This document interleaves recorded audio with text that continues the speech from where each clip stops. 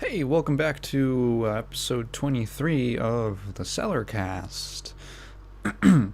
I feel like I had something I wanted to mention.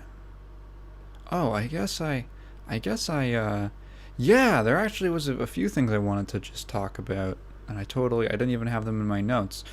Not super related to gaming. The first one is, wow, posture's very important. I did a load of laundry like 30 minutes ago, and when I was moving to put the stuff in and out, I just got a shooting pain that just went all around my back, and that was really painful, and I don't want that to happen again. Uh, I had it like once or twice before, and then I want to say like this year, and then the only time I can remember ever having that kind of a pain is it's like this like shocking, shrieking pain. Like oh fuck. Like I couldn't even like breathe. Or I couldn't take a breath in because it would move my back too much. I'm only 19. I don't want to. I don't want to be dealing with back problems. I need to fix my posture. The only time I had it before then was when I was like a freshman in high school, and I was just carrying heavy books every day and like taking like walking to and from school, and it was or from the bus, and it was that was not fun. That was a very alarming experience the first time I felt that. I need to fix my posture, and as part of that, recently I had to raise my monitor. So my problem is that I'm a fairly tall guy. I'm like 6 feet, which is actually, I think that's kind of average. It's like rough average in America, at least. I'm about 6 feet tall, and my chair. I've struggled with. I'm 6 feet tall and I have very long arms, so I've struggled with finding the right like ergonomic solution to basically being comfortable when I'm sitting at a desk all day. And it's hard, or it's tricky, because in the first place, sitting is not actually a very natural position for the body. We're not really supposed to be like this. The more natural resting position that's not like lying down is more of like a squat, like a straight up Slav squat. But you know, we've got chairs, so we make of it what we can. And so my problem was I had that problem with like my hands when I was playing fighting games, and then playing with my keyboard in my lap totally fixed that. I have no hand pain at all, so that was great. Got that off the list. Haven't had a problem with my mouse in a while, which I think is just a result of some of my other efforts to make my posture better, like trying to sit at like a, not quite straight up, but at like a slight angle, so that my back kind of goes into my chair. I do have like a semi-office chair. The problem with this is that it doesn't go high enough. It was a number of problems, mainly with my monitor, because my monitor was too low, and I would have to like look down. I would have to look ever so slightly down, or turn my head down, and that's a problem because having your head at a bad angle actually puts a ton of pressure on your neck. So if you have your head tilted like up, or probably even like down a little bit, you can be putting a lot of pressure on your neck and messing it up. So even with my monitor fully like pushed up as far as high as it can go, because it's adjustable, still was a little too low. So I tried to fix that when I first got it and I first built my PC and all that, by putting like a thick book I had underneath it. It's like an old, it's the Arbin book. Any of you trumpet players out there, the Arbin book for trumpeting, or what's the name? It's the Arbin book. It's like the Bible for trumpet players. It's pretty big. And instead of using it to play my trumpet, which I haven't done in like a year and a half, I used it to raise up my monitor a little bit. And then I just kind of figured last night or 2 nights ago, I was like, this isn't working. So I grabbed a shoebox because I need more height. And now I've got it on a shoebox, and I've like finally gotten it to a position where I actually feel kind of comfortable looking at my screen. So that's nice. Like I can actually like look at the screen with my head level, and I don't have to like turn my eyes down or anything weird like that, or tilt my head downward to get a comfortable viewing angle. I can just like adjust it as I want, and it's good. It's been working out a lot better. Why did I mention Posh? Oh yeah, that was it. I don't know. The other thing is that I recently made the switch from Streamlabs OBS to OBS, regular OBS Studio, or original OBS Studio. And the reason for that, I don't know if anyone has heard of this, but it turns out that Streamlabs OBS is not related to OBS Studio, which came as kind of a shock to me. I always assumed that Streamlabs, or SLOBS, was just like a collaboration. If it was a different company, it was a collaboration, or it was like a version specifically made for streaming features or whatever. That's what I always figured. And the only reason I switched over from one to the other was I was originally using OBS Studio, and then I switched over to SLOBS because I was trying to film a video. This is like my second video ever. And when I would record, randomly, I was trying to record like bits of like me, you know, just the face cam bits of the video. And when I recorded, it every now and like randomly, every other recording, or it really did seem random, the audio would just be pitch shifted down like a full octave. And it was really weird. I don't know what caused it. I messed with all of my audio settings. I messed with the video settings just to see if there was something like different there. I looked at everything I could have, and I couldn't even find a solution online. So eventually I just said, fuck it. It was I had to re-record that video like 4 or 5 times. It was really annoying. Because the entire thing was basically I recorded it face cam, and then it wasn't all face cam in the video, but it was all recorded face cam. And then so it was you know, it was just a big effort, and it was a real headache to sort out. And so I was like, let me switch over to this other version of the software that they've got. So I switched over to SLOBS, and that's what I was using ever since. Then it comes out that apparently Streamlabs OBS actually has no affiliation with the original OBS. So Open Broadcast Software, which is it's a software that pretty much, I want to say, basically everyone uses to record and stream. That is it's an open source project by a group of not freelance. I mean, maybe freelance in this regard, but contributors, like volunteers. That's what I'm looking for. It's developed by a group of volunteers who have just been working on this program to make it easy and free way for people to record and stream without, paying for software enough to do the same. Now, because it's open source, it means that you can fork it. And fork, for anyone not familiar, just means that it's like a fork in the road or a fork in the development, where it's open source, so anyone has access to the code, the source code. So you can take that and then make your own program with it, and that is called a fork. And it doesn't necessarily have to be in collaboration with. You can just do it under the I forget which license it is, but there's an open source license, right? And there are other, like, Stream Elements. Stream Elements is created, I believe, using OBS source code. It's a fork of the original, right? And there's nothing wrong with that. That's what it's meant for. That's why it's open source.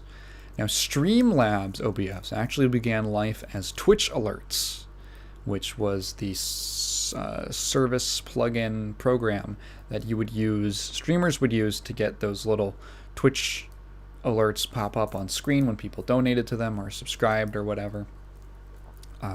And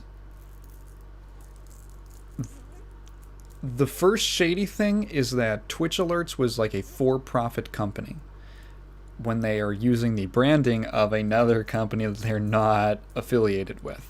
You know, they make something for that's used on their platform, but they never talked to actual like Twitch or Amazon or no one, right? So they already have like a history of being a little so when I say for profit, I mean they would do kind of scummy things, like, for instance, when you would donate bits to someone on Twitch, you would put in your credit card info and all that, and if someone had a that had Twitch alerts, and you were donating to a streamer who had Twitch alerts enabled, it would actually sign you up to like a premium membership, like a premium subscription with recurring payments, which you did not have to opt into. It was just part of donating. It was not opt-in, but it was opt-out, which meant that you had to manually go through the process of like contacting Twitch alerts and telling them that you did not sign up for this thing, or that you didn't want to be signed up for it. And this persisted well into the era of them rebranding. They eventually became Streamlabs OBS, and you're like, because they I don't know if they were originally built off a fork of OBS, but they became a program that was a fork of OBS. And so they what am I trying to say? Now they have the OBS name in their branding. They are a for-profit company, a private for-profit company that is not open source, and they're using open source software, which is fine, but they're using the branding and the name recognition of the open source software, which is actually not legal. You actually cannot do that legally under the open source license. And when they first rebranded, the OBS contributors contacted them and said, please do not use our branding because you're not affiliated with us, or if you are, then we can have we can make an agreement about this. And then they got nothing from them. They got nothing. And apparently they've been trying for years to get them to stop using their branding, and they just haven't. And then what follows is a few years. This is, I think, in 2018 that I think Twitch Alerts was definitely before that, but they rebranded in 2018. And so they built this software and then started cannibalizing other programs, like other bots, other previously open source programs, and made it so that the standalone versions of those, like the bots, and there was a few other things that I can't recall at the moment, you would need to get Streamlabs for it. It was only included in Streamlabs, and it ran worse than OBS, than regular OBS. So all of this, totally unbeknownst to me, right? And honestly, to most people. Some of you listening right now might not even have realized that there was a difference. So Streamlabs, basically, they have this long history of doing a lot of very shady, anti-consumer practices, such as, well, the aforementioned signing people up with a very, like, in the fine print subscription service, right?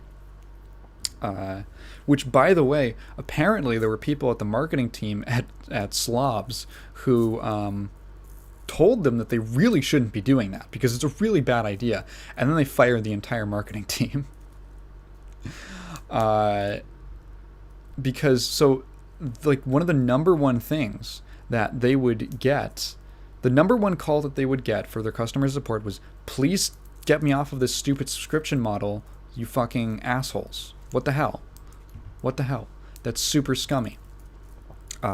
Also, regular OBS, people would get... am I getting ahead of myself? No. Yes, I am. So they did that. They... oh yeah, and so when they brought it up that they really shouldn't be doing this opt-out service, the president or the CEO, the leader of the company, whoever, said, no, we can't stop doing it because it makes too much money. Our scam makes too much money. Literally, that's what he said. Just like awful, terrible practices, and all of this while using the OBS branding. So people would come to OBS, the real guys, and complain about this stuff, right? Either problems with SLOBS or SLOBS business practices, and the OBS guys are like, we don't have anything to do with them. Where else? Oh yeah, so this all kind of came to a head when there was a tweet by Lightstream, I believe they're called, which is basically an application that you can use to stream from your Xbox, from like an Xbox console, and it gives you a lot of the features and functionality of something like OBS while being on a console and not needing a stream-ready PC, right?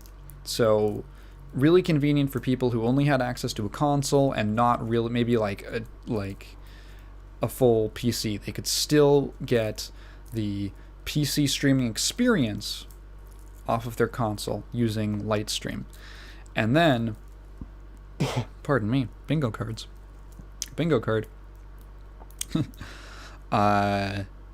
And then SLOBS copied literally that entire concept. And not only did they copy the concept, they so they called it Streamlabs Studios, which honestly is probably what Streamlabs should have been called in the first place. They copied they copied Lightstream, and they copied their entire marketing page.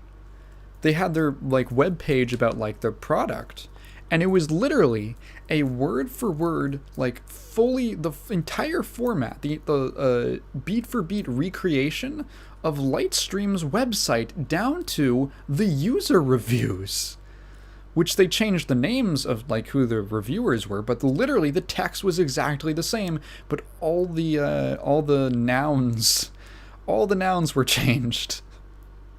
They just changed Lightstream to Streamlabs Studios. Incredibly scummy. And then they made a tweet about this, and then Elgato, who are still who produced the Stream Deck, right? Apparently, SLOBS has their own version of Stream Deck, which they called like OBS or Streamlabs Stream Deck. Like, are you serious, guys? It's like they're taking the fun. Not only are they taking previously independent programs and absorbing them into their mass like a big conglomerate of software, but they're also taking and just ripping entire concepts, not really adding anything new, and sometimes in the case of like the basic software, running worse than their competitors. SLOBS takes up way more CPU than regular OBS, than OBS, than the OBS. Fuck, I kind of distracted myself. The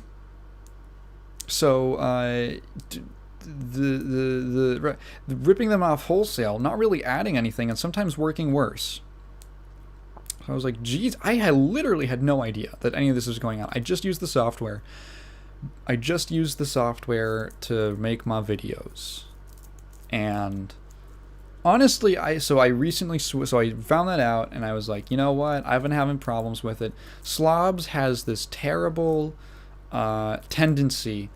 I don't know if anyone else has ever had this with the software, but when I open it, especially if it has to do an update, if it has to like do its automatic update process, when it finally opens, it will just crash my video drivers. Does this happen to anyone else who've used it? It would just crash them. I don't have like a super, like I have a fairly, like I feel like I have a mid-tier PC, right? I can run pretty much anything pretty well. I don't run into performance issues with any game. Granted, I don't play very graphically intensive games, but that should be beside the point. Something like OBS should not be crashing my video drivers. Like, this is a software problem, not a hardware problem. And it was just so random. Like, I didn't know when it was going to happen, because sometimes I'm making a video and I'm like, oh, I need to get footage of like how many of my videos have a bit where I'm scrolling down like a web page, right? Like, that's in so many of my videos. I just open up OBS, screen record me scrolling down the website. There, that's the background. That's like the B-roll footage for that bit. So that'll happen. Like, I get to that part of the video, I'm like, okay, I need to grab some footage of that. And then bam, it crashes. And then when the video drivers crash, not only does that mess up, it basically kills my blue light filter on my computer, which immediately causes eye strain for me. I use a fairly intense like blue light filter, so I have got a pretty Cheeto dusty screen, pretty Doritos. I got my gunners on. It's like I can make go watch Donkey's old Vel'Koz video where he's playing Vel'Koz in League. I gotta put my gunners on. The screen, it gets all orange. There's maybe like 3 people who know what I'm talking about. You know, and I use the Windows one because I don't feel like installing Flux. Most of the time it works fine, but when the drivers crash, it resets and it immediately causes pretty strong eye strain after like almost immediately. I got those sensitive eyes, right? And then if it like whatever, I have to restart in order to fix it, which is already annoying enough.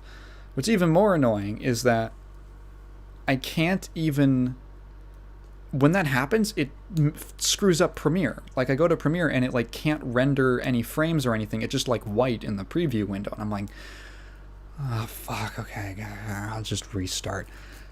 So this literally adds like it's not like crazy.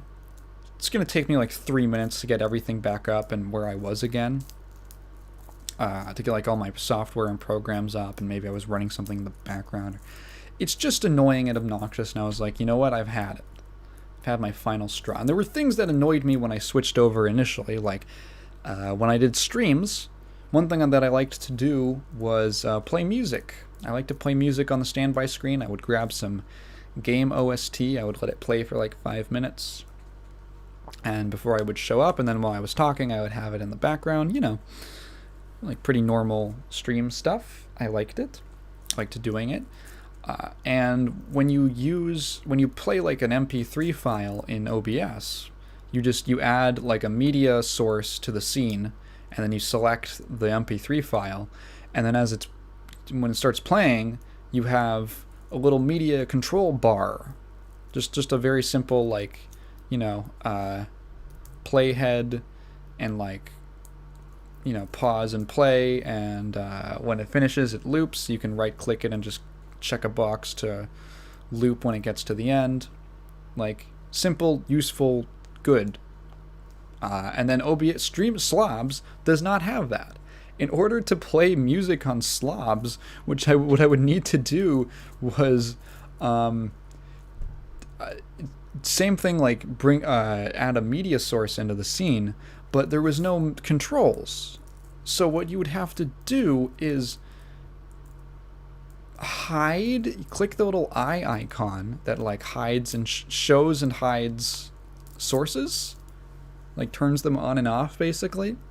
And then you couldn't pause it and then resume playing. You would either have to it would play immediately, or you would have to click on it to basically turn it off and then turn it back on, and it would start from the beginning, which was annoying. It was just like, why isn't the functionality there? And then on OBS, you can basically drag and drop your the sections of your of the software anywhere you want. Like you can have your scenes, or sections, I should say, like windows, right? Windows inside of the, you got your stream preview, you have the sources, you have the scenes, you got all that, you have audio levels, and you can basically drag and drop those wherever you want in whatever configuration. For some reason in SLOBS, they have only presets that you can do, which I found really obnoxious. You couldn't change the sizing of them, you couldn't change what order they were in. It was just really dumb. So I finally made the switch over. I'm feeling better. Haven't run into the weird audio problem that I was having before, and I'm glad to be back on open source software. It feels nice. I've been talking for like 30 minutes about this stuff, but yeah, it was just crazy. Obviously I'm not saying that you should or shouldn't switch off from Streamlabs.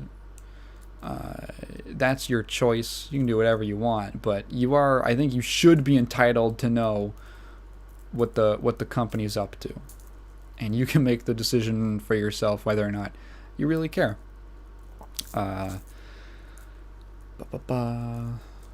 Anyway, I feel like my accent really comes out when I say slobs. Slobs. Way back in I think the PC Fighting Games Volume 2? I don't remember if it was it was the first one, I think. There's a part where I say, like, take a look in the manual, and I was like, oh man. Oh man. My inner Illinois, is it Illinoisan? Illinoisite? What's the word for people from Illinois? Has anyone bothered to come up with a word for people from Illinois? Word for people from Illinois. Illinoisans. That doesn't sound Illinoisans doesn't sound good. Illinoisan? Because there's no vowels, or there's no consonant sound to split up oi and an. Which is because it's spelled Illinoisans, right? But it's anyway. Slabs. I'm I'm booting up slabs. I'm booting up slabs, and it's crashing my video drivers. Oh.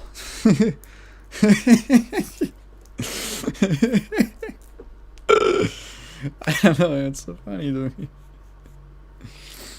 I'm booting up slabs. I'm trying to get footage of me scrolling down the web page on the Wikipedia for Tetris, and to make my YouTube video, and it's crashing my video drivers. Gosh darn.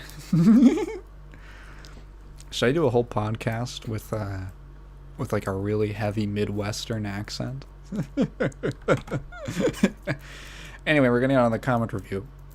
So last time, this is not a question, but I did ask what any ideas for characters from the LOL roster you would like to see on the Project L roster. Raster. Lozy says, specifically, when mentioning the that's a little, it's a three-part comment. Last time I talked a little bit about how much I hate trailers now that have interview cast footage needlessly thrown in to I don't know, basically just summarize what the viewer is also seeing in the trailer that they're cutting between. It's dumb. It's the same here. I hate those actors and directors selling the movie or series in a trailer. Also, the mini previews of the trailer in the same trailer. here's Spider-Man, the new trailer right now, and then the trailer begins. WTF. Yeah, I think that is actually because of YouTube ads. I think that's specifically because it's formatted for, because I remember watching a bunch of back in the early and mid 2010s, watching YouTube, and you'd get ads for movie trailers, and you would just skip it after 5 seconds. So I think they caught on, and they were like, okay, we need to do something to counter that, because people are not even seeing what the movie's called. So unlike a TV ad where you're seeing the whole thing, maybe. So on YouTube, they started formatting the ads specifically to be like, okay, in the first 5 seconds, we're going to tell you what this is to grab your attention if you are even in the market. It's their flailing attempt to get your attention on their trailer and to not skip if you are curious. It is, I noticed it, and that was, I definitely noticed when they started doing it. I don't remember exactly when. I want to say around like 2015 maybe. But I couldn't say for sure, because I don't know if any of those videos are like specifically, if they're just ads, or if you can go to them and watch them as like standalone videos. I'm not even sure. Yeah, it is like kind of, I mean, I use an ad blocker, but I do remember that being, it does kind of get on your nerves, because it is trying to blast you with information in 5 seconds, which is kind of annoying. Nice, Active Blizzard news again. The world correctly returns to its course. Nice is a very generous way to describe the situation, but I'm glad you enjoyed the segment. We've got a little one coming up, by the way. And then specifically about the Project L roster, I want Nautilus. Hell yeah, because he was my first purchase at 4,800. I don't remember the currency name. Depending on when you played, it was either influence points or IP, and then they changed it to be blue essence. There was a point in time in League where there was like 4 different currencies, because the original system was just like in-game like free currency basically, which was called IP or influence points, and then riot points or your RP. And then when they added the loot boxes, or the loot crates, the CSGO style crates they added to the game, the Hextech crates, they added blue essence and orange essence, and blue essence was the one to make champions, and orange essence was the one for skins. And then there was gems. If you got like 5 gems, you could make like a special limited skin that you could only get with gems. And then, I don't know, they had like a couple, they introduced like 3 currencies with the Hextech system, the crate system.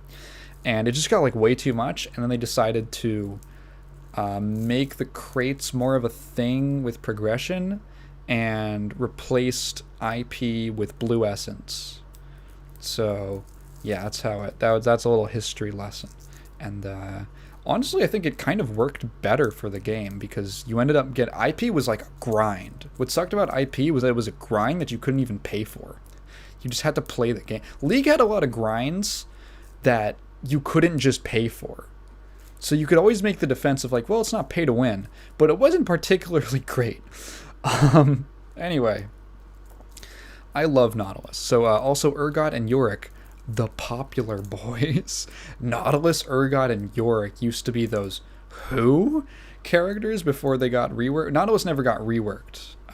Funny thing about Nautilus, I used to freaking love playing Nautilus. I would play him in the jungle. Nautilus is a guy in a big diving suit with a big anchor. I always thought it was cool because I love like nautical themed stuff. And I would play him in the jungle role. So which is like, for anyone who doesn't play League, it's like the roaming. Basically, you're roaming. You're not stuck in you're not playing your lane, a specific lane. You're roaming between lanes to set up ambushes and stuff like that. Create some like 2-on-1 ambush situations, in short. And what I would do is, no one played Nautilus. Nobody played him because he's a very like tanky character, and tanks This is maybe like early season 5, like late season 4, early season 5. Tank were really not in. They were there, but they were not in style.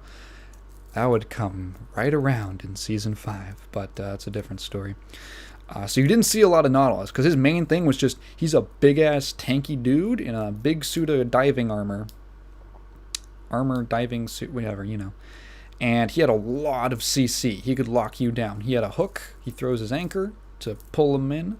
He had a root when he hits you. He can root you in place. He's got a slow.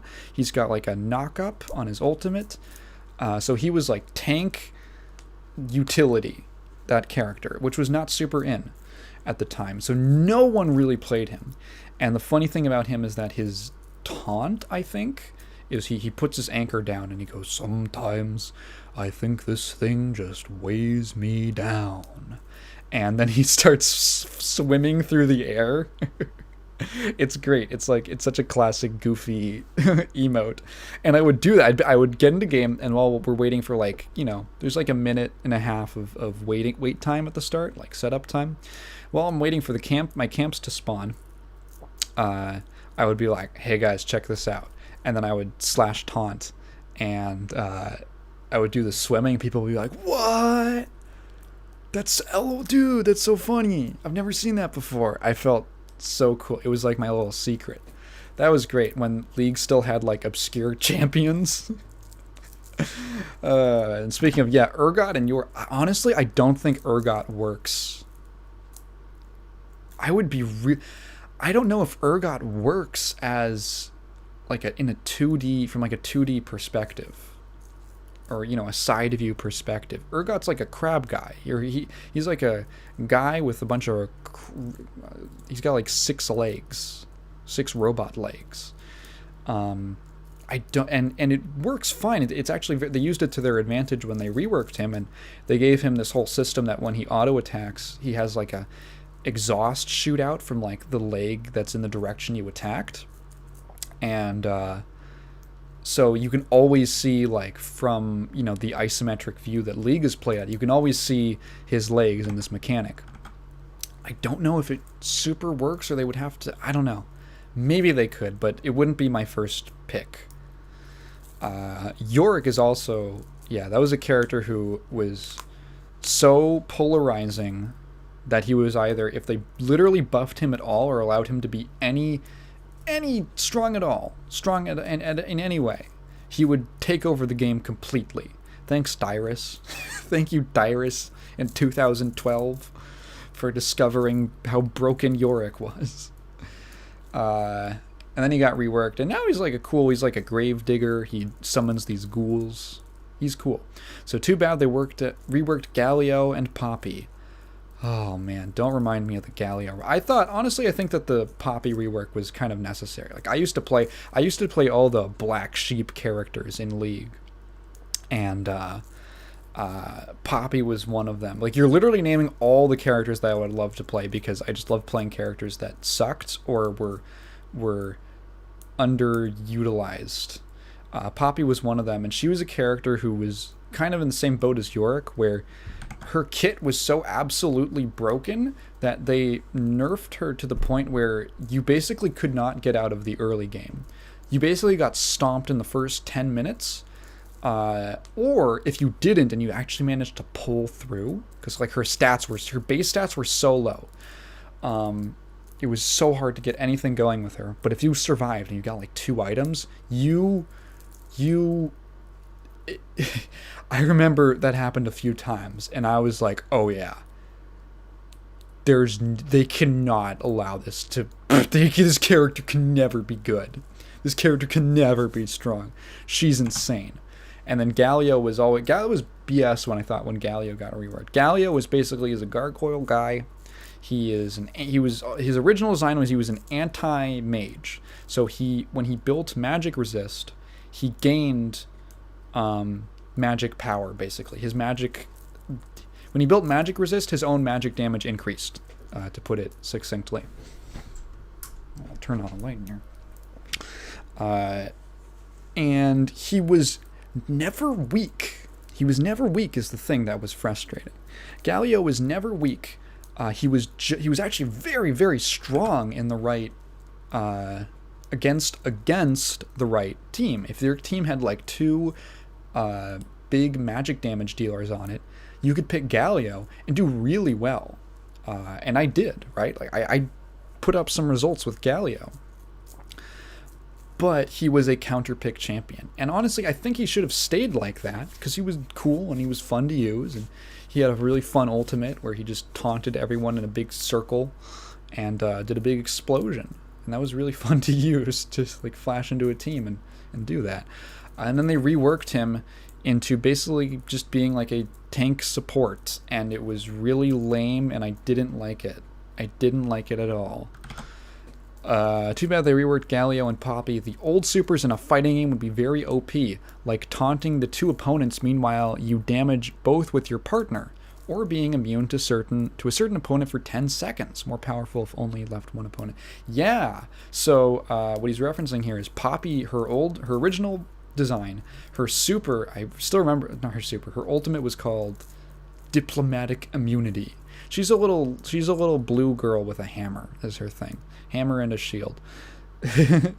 And what it would do is you would select one character on the enemy team and you would cast it on them, and then you could only take damage from that person. I don't remember if they could like CC you, like if other people could stun you or anything, but you could only take damage from that one person. So what would happen is you would go into a team fight and then you would just ult either the support or the tank or whoever was doing the worst on the enemy team, and then you would make a beeline for the carry and just run them down with your hammer and stuff. And honestly, yeah, in a fighting game, that would be a really interesting, maybe broken like super, to just say like the other character, the character who's like tagged out at the moment, cannot harm me. That would be whack. And then, yeah, Galio being able to like taunt two characters. Yeah, that seems like it would be something like a punish super. Because that's always, what it was in League. Like, you would punish someone for their bad positioning, flash in, and then do the big ultimate where you taunt everyone in a circle. And you just collect it. You would taunt them, which meant that they would have to like walk towards you. So you would collect them all in an area and then just set up for a giant wombo combo with your team. That shit was so fun. And then, yeah, Teemo with the military costume, I imagine would play like Testament. Fuck, don't put him in. Don't put him in. I feel like, honestly, I don't know if Teemo would be Testament. He might be like Testament has like the poison. He can like poison you. Testament is just a screen pollution character, as I like to call him. He just puts shit on the screen and overwhelms you. Teemo in League was always like he's like a ranged zoner, because if you get in on Teemo, he completely falls apart, which is kind of like why he actually sucks. And he's basically like a skill check character, where like if you don't know how to deal with Teemo, you're going to get run over. He's going to obliterate you. But if you do know how to bait out some of his key abilities and then go in on him, he was the easiest character. I stomped so many Teemos when I was playing like Nocturne top and Mundo top and all those. Because you would realize that when you get on them, they just don't know what to do. Teemo as like a Testament type character, because like Testament can set up these traps. Yeah, actually, no, Testament he can like set plant the seed, and then when you step on it, a big tree pops up and it poisons you. That's literally Teemo's shrooms, because they're invisible. The invisible traps. Oh my god, you're right. Like Testament, but instead of having anything up close, he's like Testament and what's like a zoner trap character? There's gotta be a zoner trap character that I'm just not thinking of. Maybe like Rachel from BlazBlue? Udyr is the typical stance character. Udyr would be a dope stance character. He would be really cool. Udyr in League, he has these 4 different stances that he can go between. And there's like 2 main damage ones, and then one's like basically for shielding and defense, and then one is for it's like it just lets you stun. That's the thing, is it lets you stun when you hit someone. Garen is Street Fighter 2 Turbo Honda with only spinning. And Annie is like Carl from BlazBlue. Honestly, I feel like Annie might be more like Zato. Because I think like Annie has... I don't know how Carl plays, is my problem. I need to get more into BlazBlue. Whenever BlazBlue Central Fiction gets rollback, I'll get into it. I'll put some time into it. I thought I thought Hibiki was cool, and then I use Hibiki's theme in a lot of my videos. And then crap, what's his name? He's in that famous Dogura set. Oh, Dogura plays him. Azael. Is it Azael or Azrael? BlazBlue. Azrael, yeah. He looks cool. He looks like the type of character that I would like, of slow, big damage, not a grappler. I feel like Annie would be more like when I imagine her, I think of like Zato, because like Zato has like the time limit on how long he can have Eddie out. I feel like Annie would have like, oh, she kind of like gets you in a situation where she can drop her bear, and then she does a bunch of like setup stuff with the bear, and then the bear's gone, and then she has these like swings, right, of these swings of power. On the waifu side, we already talked about Urgot. I don't know what other waifus. Vi is like Mika from Under Night. I don't know what Mika's like from Under Night. Honestly, when I think of Vi, I think of like either Blanca or like Mei. They're kind of like the same thing. It's a shame that this game doesn't have charge mode or doesn't have motion inputs, because I feel like when I think of Vi, I'm like, she's literally a charge character. She literally charges up her gauntlet and then does like a dash punch forward like Balrog. But I think that actually maybe she would play a little bit more like Balrog in terms of like, maybe not like a straight up rush down, but she gets in and with the punches and the lunging punches, and then kind of hits you with her buttons. Or pressures with her buttons, I should say. Nidalee is Valkenheim. Oh, that's perfect. So that's literally perfect. Valkenheim turns into a wolf. Nidalee turns into is she a panther or a cougar? She's a cougar. I think the technical, she has some skins where it's like some different animals, but yeah, some different big cats. Yeah, actually, yeah. I'm thinking about it, like Valkenheim, but maybe it's sort of like Idol from Killer Instinct. So hear me out. Idol's deal is that it's like he's like a cyclops with 2 heads. So he one of the heads is like a ranged magic using like zoner, and the other head is rushdown. It's a rushdown. It's got a big, does he have a club, I think? Yeah, it's a big club. And he switches between the two based off of, I think, what Ender he does. So he actually goes he switches between these two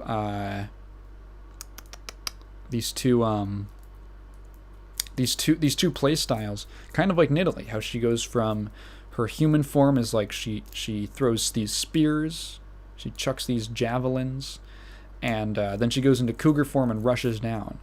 So like she could be like a zoner who could transition into a rushdown. That would be neat, because when she hits, that actually could translate perfectly into a fighting game, because her whole deal in League is that when she lands one of her spears, she marks the target, and then when she transforms into her panther form, cougar form, she gets like increased.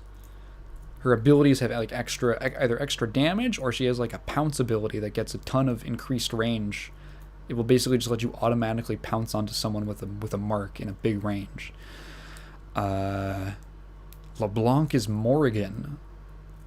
I don't know. I'm trying to think of like how I would do LeBlanc in a fighting game. And the problem is that I feel like her gimmick, or like the cool thing about LeBlanc, is that she does like a dash teleport, and then she can teleport back to her original location, which is literally what Echo does for all of his regular special moves. And I feel like, I don't know, you'd have to like maybe... Morrigan is like, I don't, they both have like projectiles, and... Can I see LeBlanc having like an uppercut? I don't know how you would do LeBlanc, although I think LeBlanc's cool. I like her. Misfortune is Noelle Vermilion. I could see that. Yeah, because MF in League has like mechanics around like hitting different targets with her shots. It does like bonus damage if it's on the first hit, and then subsequent hits do less. They don't get the little damage buff. Ashe is a mix of... I could see you, what I'm saying is like, I could see you like maybe having a system similar to that, but like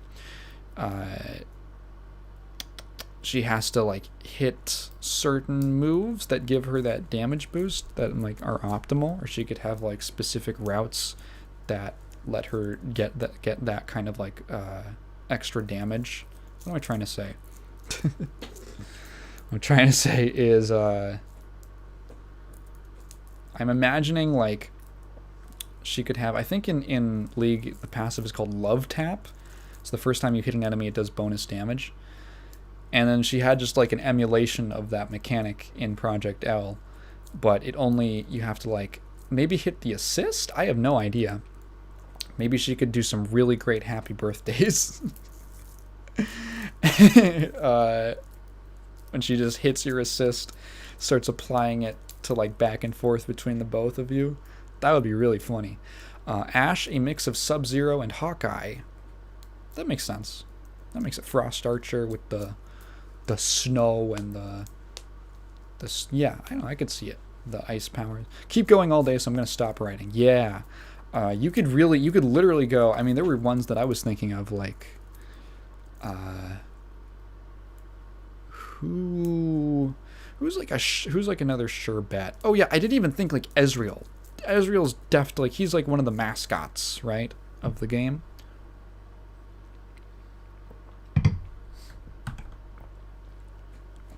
Ezreal totally having like his like blink and his like teleport, his what else?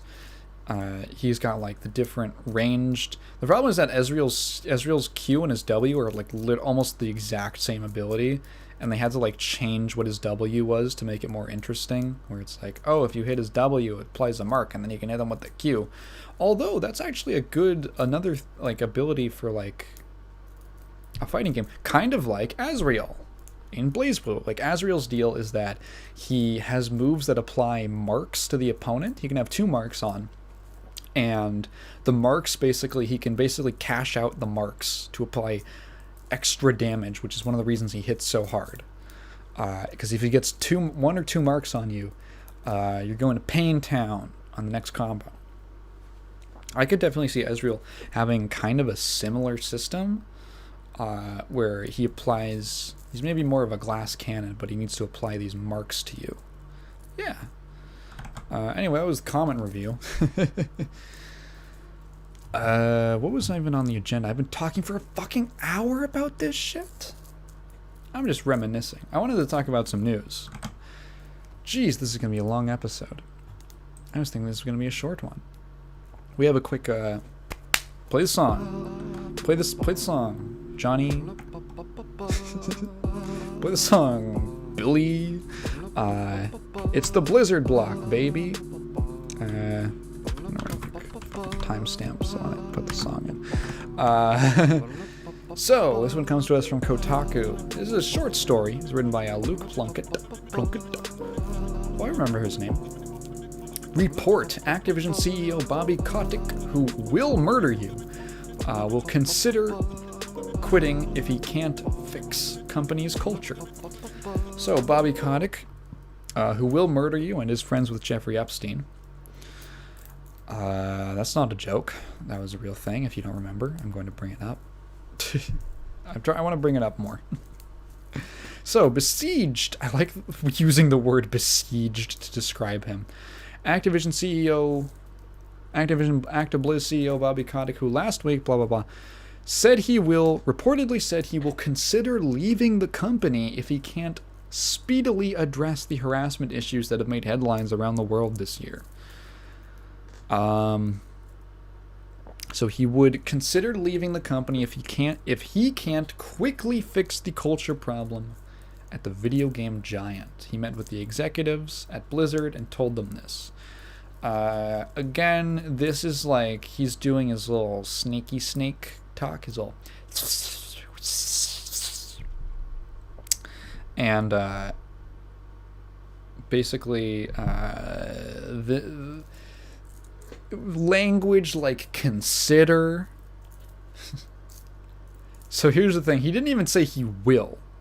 First of all, first of all, what does quickly mean? What define quickly, right? What is quickly? What does fix mean? Because we're talking about a culture problem, right? So what does fix mean? It's not you can't really measure it, right? It's difficult to measure a culture. So what does fix mean? What does quickly mean? And if you can't, you will consider. So this seems like a big statement. You're like, oh, he's thinking about stepping down? But then once you read into the language, you're like, oh, this is extremely non-committal. I'll consider it, you know. He could easily just say, yeah, I considered it, and I don't think I will. So not of his own volition. What is this related story? Activision's damage control reaches sad new low. Oh, what? I didn't even see this. Again, from Mr. Plunkett. The company is forming a workplace responsibility committee led by 2 current members of the board. Oh my god. Oh, yeah. Policies won't retrospectively apply to the conduct of CEO Bobby Kotick. Let's go back to the first story. Yeah, It's also said that at a separate meeting on Friday, quote, top executives of Activision Publishing relayed to Mr. Kotick that some employees wouldn't be satisfied unless he resigned, according to those people. And Mr. Kotick said that he was ashamed of some of the incidents that had happened on his watch and apologized for how he handled the unfolding problems. The next sentence is, this is bullshit. Kotick took charge of a reborn Activision in 2008. Those culture problems he's talking about are a systemic level of harassment, misogyny, and abuse fostered through years of cultural neglect and at times reportedly committed and protected by Kotick himself. Now, to be fair to Bobby, he did fire one of the rapists. He did fire one rapist. He covered up at least three of the 4, but he did fire one. Or covered up, or did very basically hand waved, stern talking to the others. So, in his defense, it's not a total loss. We're batting 1 for 3. Okay. We're keeping score. I think he sucks. Bobby Kotick sucks. Oh my god. There's another related story from Kotaku called Bobby Kotick has always been a slimy asshole, and the first line is, Bobby Kotick is a weasel of the highest order. Confusion of the highest order. Shout out if you recognize that reference.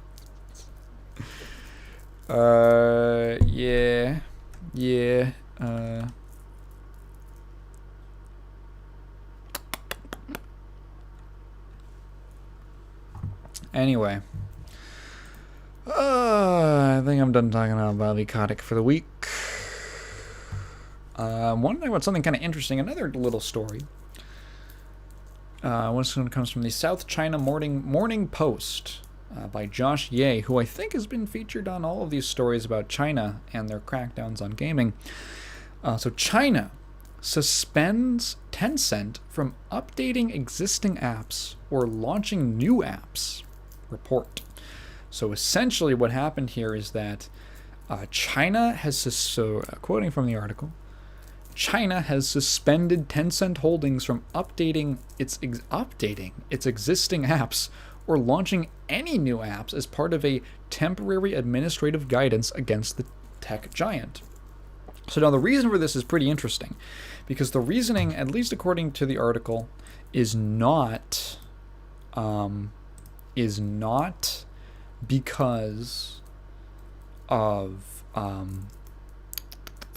not necessarily, possibly has to do with it, but not necessarily because of the earlier thing about the the whole talk about being a social opioid, gaming being dangerous for the youth, for the youth-dem.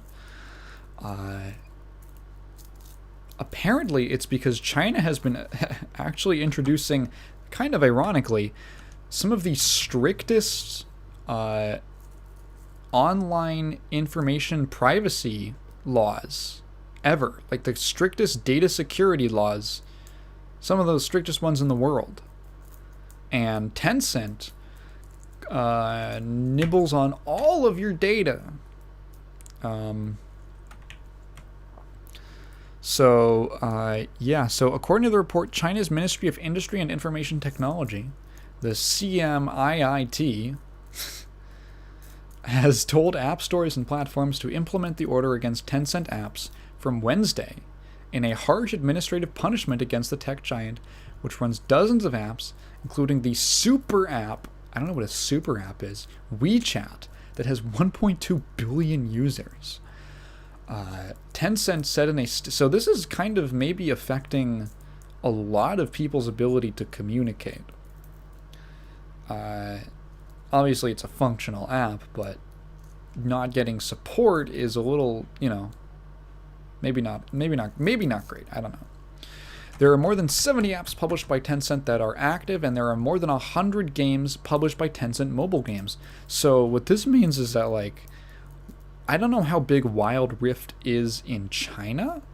It honestly might be huge, because League is already huge, and mobile gaming's huge. But this is a big hit. You cannot update the game. That's really wild. League is a game that patches every 2 weeks, and now they're telling them you're not allowed to update your game for the foreseeable future. We are continuously working to enhance the user protection features within our apps, and have also have regular cooperation with relevant government agencies to ensure regulatory compliance. Our apps remain functional and available for download, Tencent said. The regulatory move comes amid Beijing's ongoing scrutiny of the country's tech sector. Beijing has been turbocharging its legislative efforts to regulate data in the country, having enacted the cybersecurity law in 2017, followed by the data security law this September, which requires firms to undergo a security assessment to gain approval before sending user data overseas. Oh, so they want it. They want your data. And in November, China enacted... I'd put a comma there, but there's no... What is November China? Is that a special kind of China? In November, China enacted the Personal Information Protection Law, one of the world's toughest regulations for personal data security, with far-reaching implications for cross-border data transfers and how companies operate within the country. So this is actually kind of interesting, because when you really read into some of the laws around their data protection, it's specifically targeting sending data overseas, which is understandable. However, it is also the government trying to regulate overseas communications with people outside of the country, which is a little concerning. China is concerning. It's the understatement of you last, let's say, 20 years. Tencent has run into various app update problems in recent months. In July, it suspended new users from signing up for WeChat, as it updated the app's security framework to comply with regulatory changes. New signups resumed in August. In September, Tencent drew a line between WeChat and its China-only version, Weixin, requiring users to choose one or the other as China's strict new data laws came into effect. So they have a specific China-only version, which I'm assuming is not unless you were traveling overseas and using it, not going to be as affected by these new laws. Analysts said the move by the social media giant was part of efforts to comply. Blah, blah, blah. The ministry has been regularly naming and shaming apps that it deems guilty of violating regulations or infringing user rights. And mind you, in China, shame is not just a social concept. It is literally a quantifiable metric in the form of your social credit score. So having the government come out and say that you are a bad influence is kind of heavy. Might have some far-reaching implications that we don't immediately think of in the West. Among others from competitors such as Alibaba Group Holding and ByteDance. In a November 3rd list of 38 apps named and shamed by the ministry for excessively collecting user data, 3 apps were developed by Tencent, namely Tencent News, a karaoke app, and QQ Music. QQ, nerd. So this is... we had the discussion earlier when they made the big crackdown on limiting games in China. Namely, like limiting... What am I trying to say?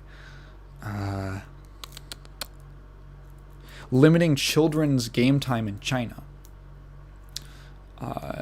Basically parenting the kids for the parents.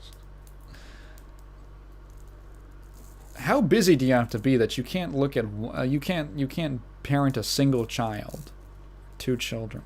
They don't have that many kids. Like if you've got like 30 kids, it's like okay, maybe you need some laws around how much Fortnite they can play because you can't keep track of all of them. You got 2 kids. Come on, step it up. Like, come on.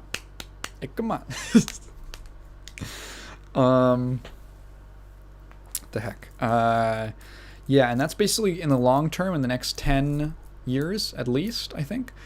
Maybe even 5, depending on, I don't know. Honestly 10, because you're going to have to be a kid for it to really take effect. It's going to get stronger as it goes on. The gaming industry is going to crumple up and shrivel up and die in China if that policy is kept. And this is even further affecting, it's almost like a collateral impact on the games industry. Because this looks like it's mainly actually targeting other apps that they produce and that other Chinese companies produce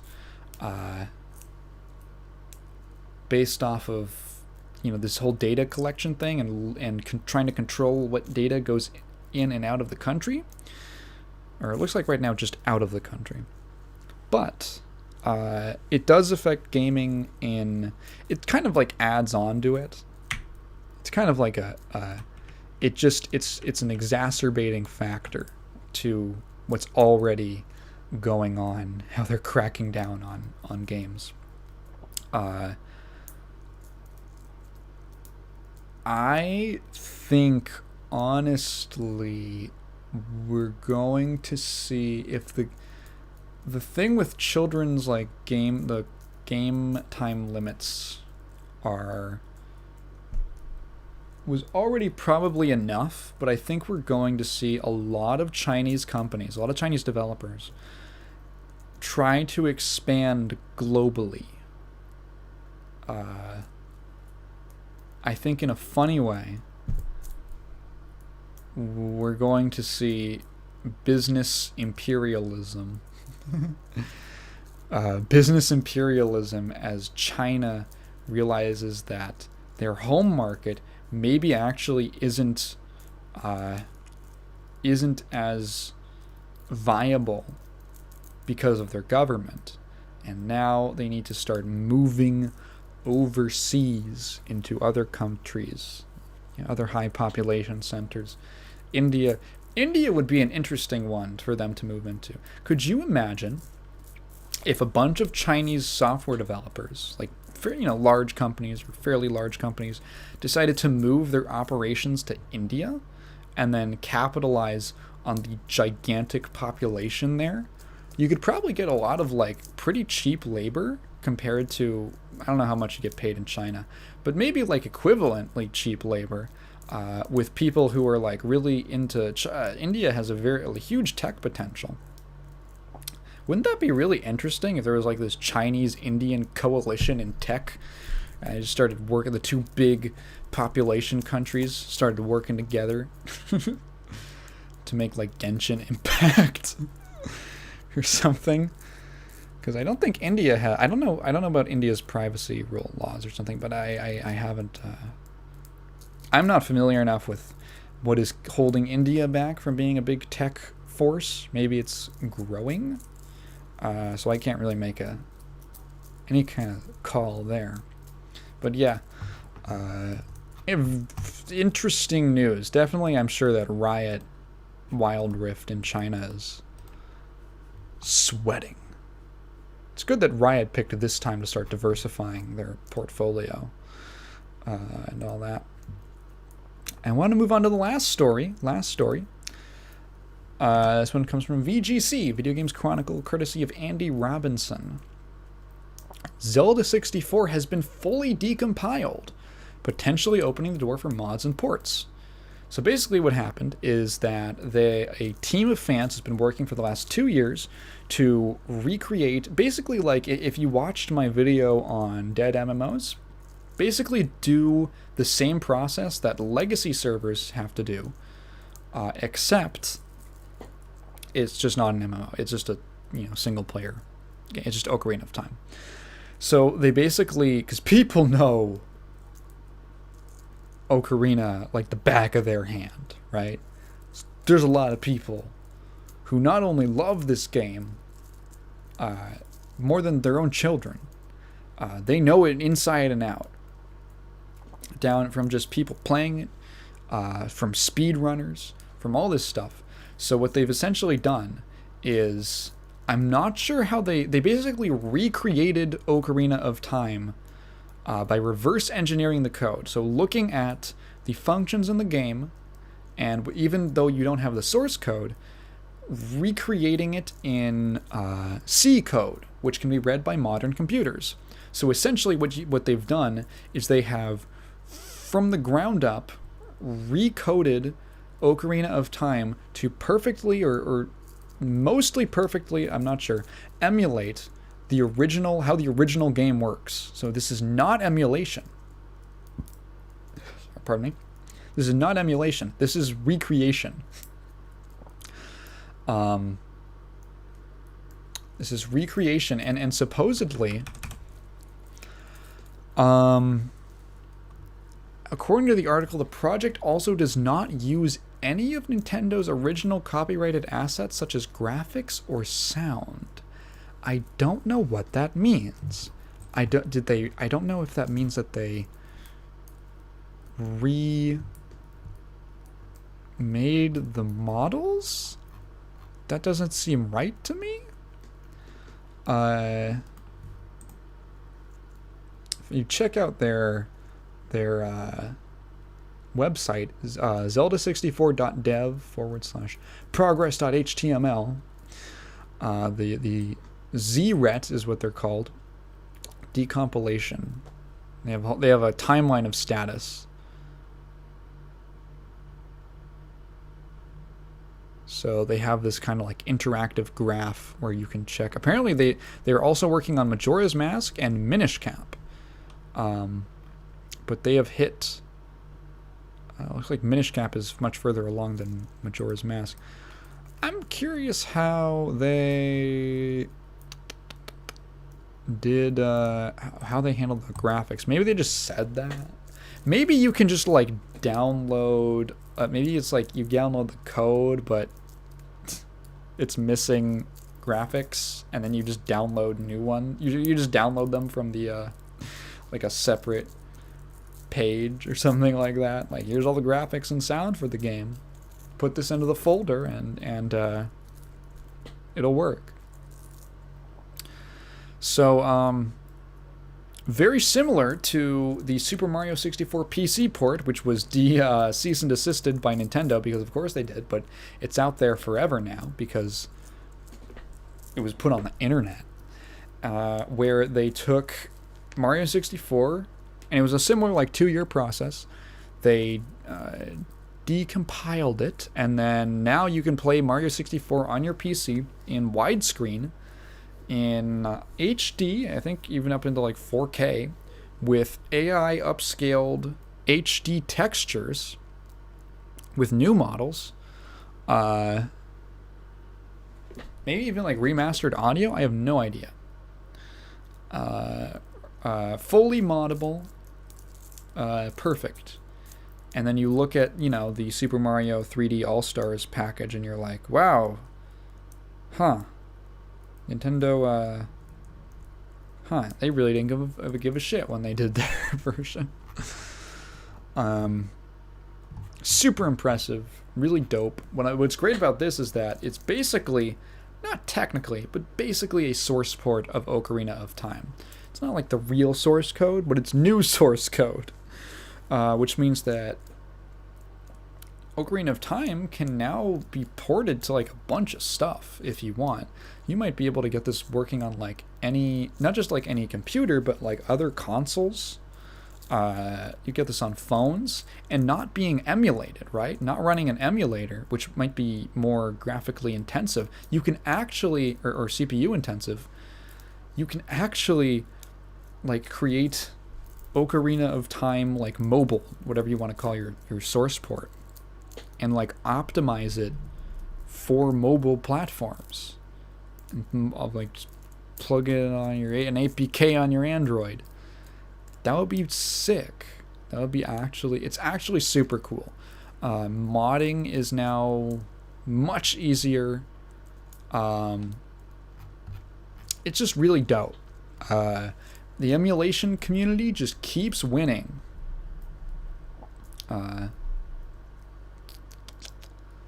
Yeah. Oh, yeah. So in this article, they say the Mario 64 project eventually led to the creators and fans of the project porting that version to other platforms, including you could play it on a DSi, 3DS, and a Switch. So you could literally play the better version, a really good, lovingly made remaster of Mario 64 on your Switch compared to the actual official one. Emulation just keeps winning, baby. We got it. We did. I'm not going to act like I'm part of the emulation community, even though I'm very passionate about it. I don't do coding, but I think it's great. This is a major win. I think just symbolically, it's really sick to see. It's not going to preserve things like, games that have been are in danger, that were digital only. It's not going to get physical materials and design documents that may have been lost or anything like that. But it is, I don't know, just sick. It's great. I'm a big fan. Having a classic be so now readily open, I think is a great move. I think it's a great step forward. So shouts out to the fellas. Apparently there's a Marvel MMO coming out sometime. Apparently by the same people who DC Universe. All right, that's neat. Anyway. Last thing I wanted to talk about, I've been playing Shin Megami Tensei 4. I was hearing, what made me want to play it? I was listening to the Castle Super Beast podcast, And I think Wooly was playing which the SMT?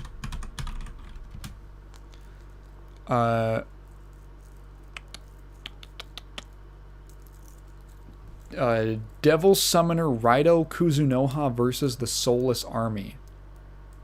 Yeah. Which is an SMT spinoff. And he was describing it, and I was like, oh, that's cool. And then I looked it up, and I was like, damn. This character looks badass. Raido Kuzunoha. I'm a big fan of this look. And, I've been interested, so I love Persona 3. I'm a big fan of that game, right? And I've never beaten it because I can't deal with the last, like, ending section of that game, so I've never beaten it. But I love that game. And I don't know, it's weird that a spin-off gets more recognition than its, like, original. What's the opposite of, like, a spin-off? Like the root? The original? I don't know. I'll call it the original. It's weird that a spin-off... It's rare that a spin-off gets more popular than the original. But it makes sense. Especially after playing this game. Because basically what I've come to understand is that Persona is literally Shin Megami Tensei, except way more approachable. So... SMT, I wrote some notes about the order I wanted to talk. So I haven't played a JRPG in a while, and I'm actually really enjoying going back to the genre, especially because I really like the combat system in this game, and I enjoyed it in Persona, and I'm enjoying it again here. So the first thing that you will notice that's different from Persona is that SMT... Persona, I think that looking at the game's soundtracks is very, gives you a good idea. So, like, Persona, starting from 3, had kind of, which is where they really got their identity, had a very, all the soundtracks have taken very clear inspiration from very specific musical genres. Specifically, like, all, like, Persona 3 is, like, I think, like, hip-hop and rap. 4 is, like, rock. 5 is jazz. So, all, specifically all, like, black American music genres. SMT is grunge. The soundtrack is, like, whining, barely in tune guitars. And like the battle theme is like, and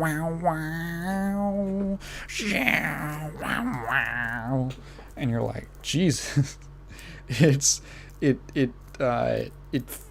feels, it's much more dirty and like apocalyptic. It feels like there's just this kind of ominous sense, even just in the soundtrack, that like, the world is bad. The world is a bad place, and you're living in it. I really love the OST in this game. I have to admit, I have just gotten. I'm about. I'm like 15 hours in. About, and I feel like I've just, maybe around like hour 12 or 13, I felt like I finally got to where the game actually starts. If you've played the game, you know what I mean, but it's when you get through the what would I call it? It takes a similar style to Persona 3, where in P3 you go to Tartarus. So there's a Tartarus equivalent in SMT4, which is like Naraku. It's sort of the equivalent. It's like a multi-level dungeon that you delve into repeatedly, and you go further and further. And in SMT4, you start hitting these like different levels of the dungeon. Like there's different floors already, but there's different... It's separated a little more than that. And there's 2 big levels that you go through. And I broke through that second one, and if you've played the game, you know what I mean, and you know that the game changes a lot once you get that twist. I was thinking there's a lot of like interesting mysteries that are laid in the story. So like the idea is that you're in this kind of fantasy world that is vaguely like Japan inspired, but it's also got some like medieval European stuff.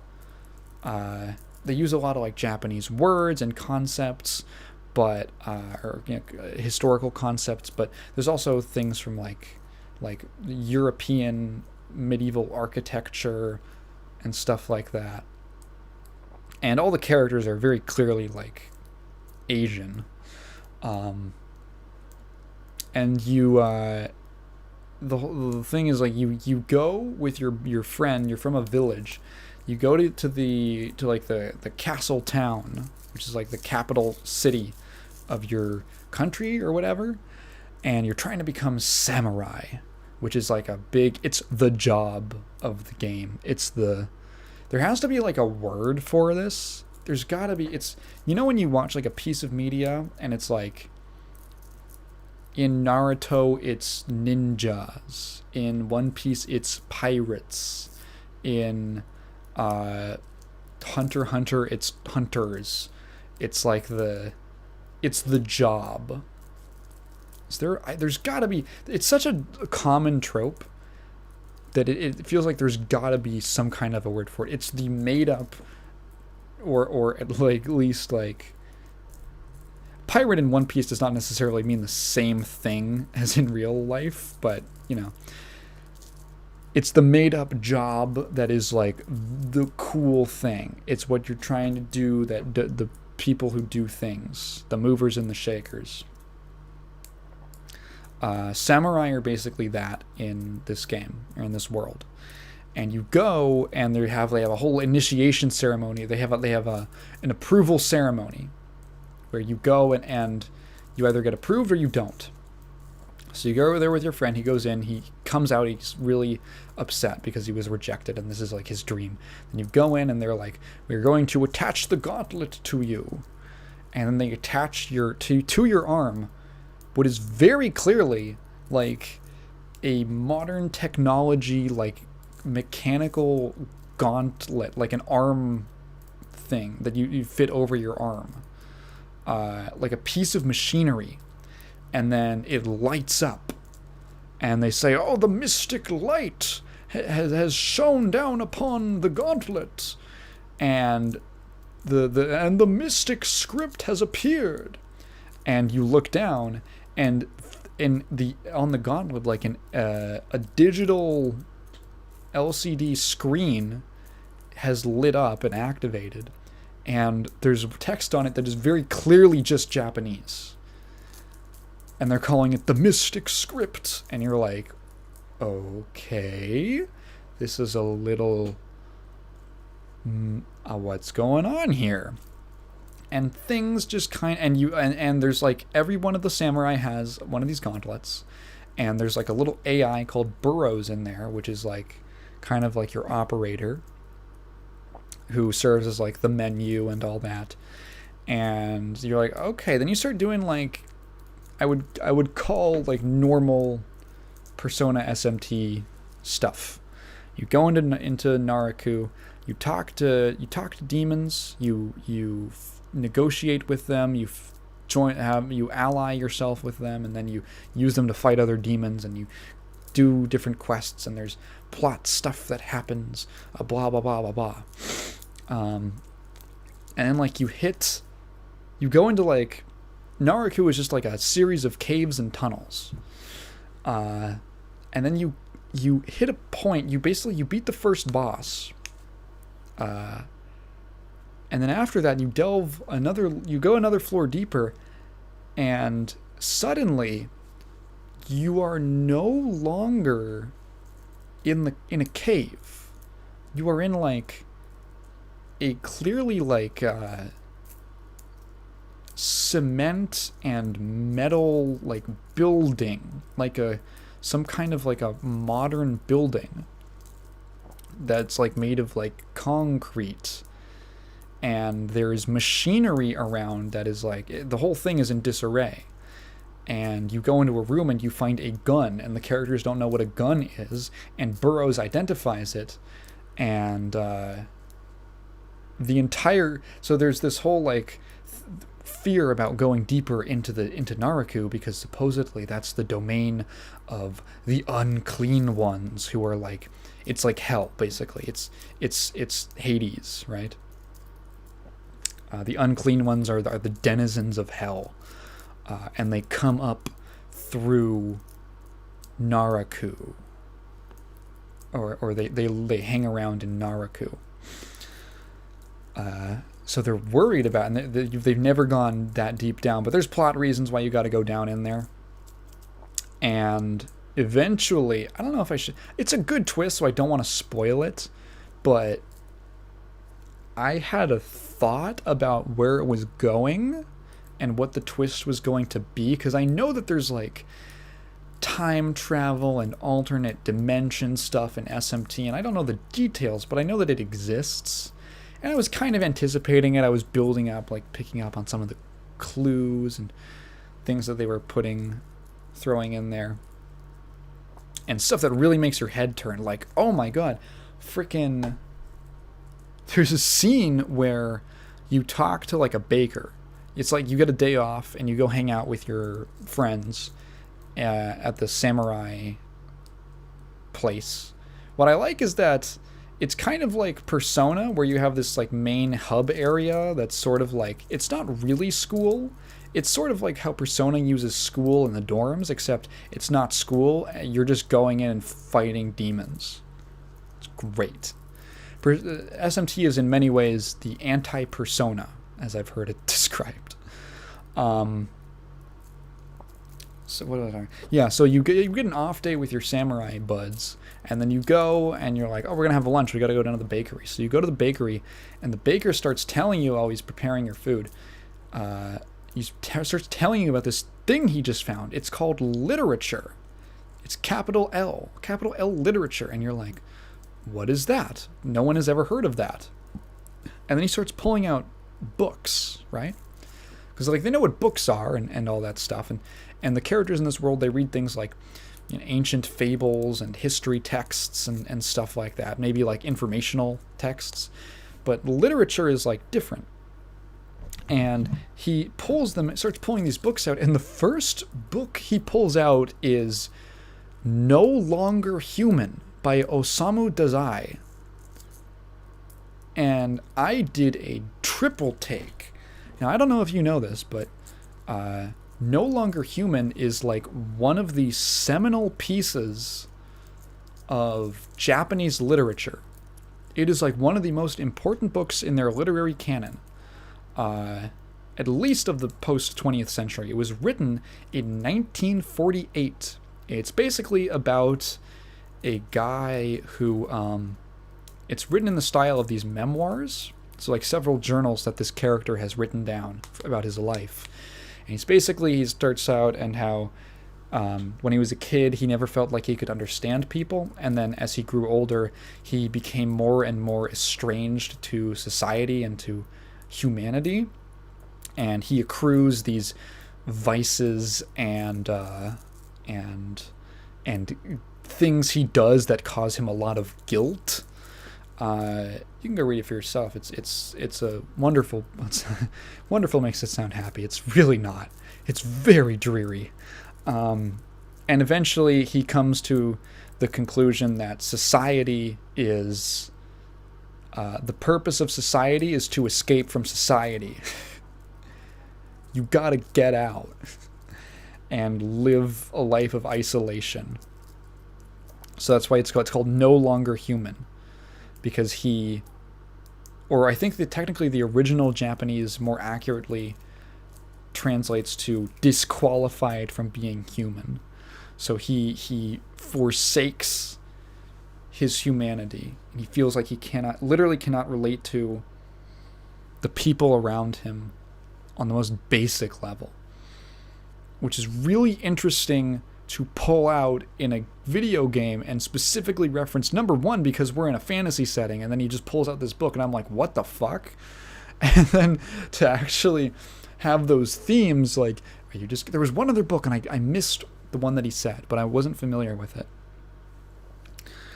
But I'm sure it's also a similar, like, relatively modern book, not belonging in fantasy Japan world, medieval Japan world.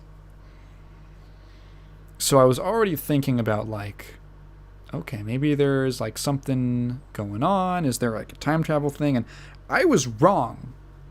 I was super wrong. I was really, really wrong. And the twist is honestly way more interesting than that. And I won't spoil it, but there is some weird stuff. Honestly, there might still be time travel involved, and I wouldn't be surprised. But as of the time of me recording this, I am not at a point where I am not at a point where I can say with any degree of certainty. I want to recommend a song from the OST, but the name of the song is potentially spoilers for what the twist is. I don't know. Look up my favorite song so far. Well, I actually have two favorite songs. One of them is the all the music is great. Go listen to, like, the battle and the boss themes, but I specifically love the Demon Fusion theme, which is for the it might be called Mido or whatever. It's the whole interface where you, like, fuse demons and all that. Great, like, weird, like, electronic organ music. It's the equivalent of the Velvet Room, if you're familiar with Persona. It's called Mido in this game. And that and the theme for the song is called Tokyo. If you just look up SMT4 Tokyo OST, listen to that song. Oh my goodness. Oh my goodness. I am really into it. The gameplay it's like Persona, but more unforgiving. Or double negative. Or wait, double, whatever. It's less forgiving, is what I'm trying to say. It's like Persona, but less forgiving. So, SMT, I think Persona, it's called, like, the Another system, or Another Turn. In SMT, it's called Press Turn, and it's slightly different. So, like, in Persona, when they're remarkably similar in many ways, the combat systems of both series, or both games. I don't know about the entire. There might be different changes. I'll say games for now, because I'm only playing this one game. The combat systems of both games are remarkably similar in that, like, you still have all the different demons, or in Personas they're just called Personas, and they all have different. There's the whole chart of elemental weaknesses and attack type weaknesses and all that, and hitting them and hitting opponents with their weaknesses. But the way Persona handles it is when you hit an opponent with their weakness, they basically get knocked over. And if you knock over every opponent in the fight, you get to do the all-out attack. And I think, like, they either miss their turn. If you don't do an all-out attack, the opponent, that specific enemy will miss their turn, or they'll miss their action the next time it's their turn. Or it's been a minute since I played Persona 3, so I forget the exact specifics of it. In SMT 4, at least, this uses what's called the press turn system. So when you hit an enemy with their weakness, they don't get knocked over, but you basically, there will be a little message at the bottom, like, the character smirked. Basically, they get emboldened. And when they are emboldened, you get you win an extra turn, or an extra action on your turn. So if you have a full party of 4 and every single party member hits a weakness, you will get 4 extra turns, an extra one for each time. So if you play your cards right and you know the weaknesses, you can get 8 actions in a single turn. So, did I mention that like when you get emboldened, that character cannot be hit by their own weakness? That's another thing. So it's it's extremely momentum based. Like if it's your first turn, you can hit an enemy with their weakness and then basically get the ball rolling to steamroll the entire fight and not allow the other side to get a single move in. You can just do that. Now the reason this is difficult is that the reason the game is difficult is that enemies can also do that to you. You are just as vulnerable to it happening to you. There have been times it uses the same system as at least P3. I don't know if the other games do this. I don't actually know. I've only played P3, not 4 or 5 yet. But at least in Persona 3, you have like the area where you're walking around, like you're in Tartarus, and it's the combat area, so to speak. It's the dungeon where enemies are, and enemies appear as, they're not random encounters, but they will basically appear as little like representations, as little characters on that, I'll call it an overworld. So in P3 they're like little shadow blobs, and they run at you, and you'll get into a fight with them, and then once you're on the screen it'll be like the actual enemies. You can see enemies on the overworld, and you can choose to run away from them, and then you have the additional kind of little interaction of your character has a weapon, and you can attack with the weapon, and if you attack the opponent before they attack you, you start if you attack the little shadow blob, you will start the fight with the initiative, and if they touch you first, the enemy will start with the first turn. SMT4 does the same thing, except they're like little hologram, or not little, but like they're like hologram figures that spawn in and will run towards you. And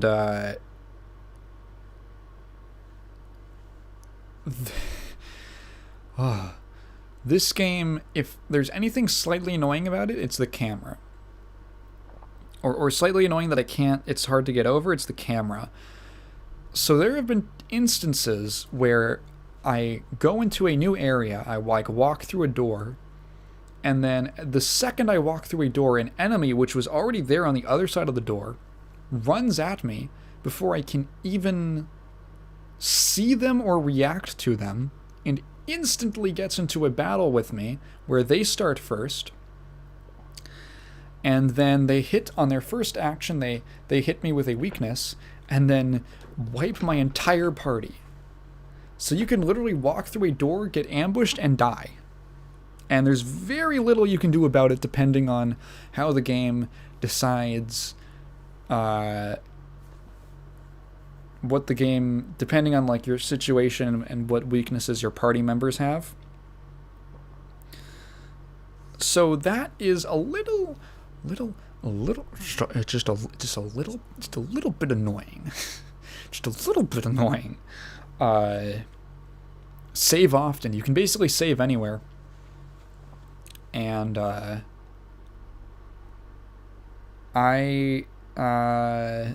else do I want to talk about? Yeah, so it's very unforgiving in the sense that like if your opponent gets an in, they can take it all the way to the bank and kill you outright. So it can be pretty brutal. But I don't actually mind it that much, because as I've played it more, I thought it was kind of ridiculous that, like, I'm going through level 1 of Naruku, and I'm like my whole party is like level 15 and 16. And there is still the threat that I can get one shot by a level 1 enemy. Like, that's what kind of game it is. And I think it's okay. And I say that because obviously, if I had to give like an analysis of the like difficulty scaling in this game, I would say that being a higher level does not make you that much less susceptible to getting one shot, but it increases how easy it is. It makes it easier for you to one-shot the opponent. So there's kind of this balance of every fight most fights feel meaningful, in the sense that you could get a string of bad luck and miss attacks and just, get these random misses, which lose you like an extra action. So if it's like, you have 4 actions at the start, and if you swing and that misses, you now only have 2. You lose one.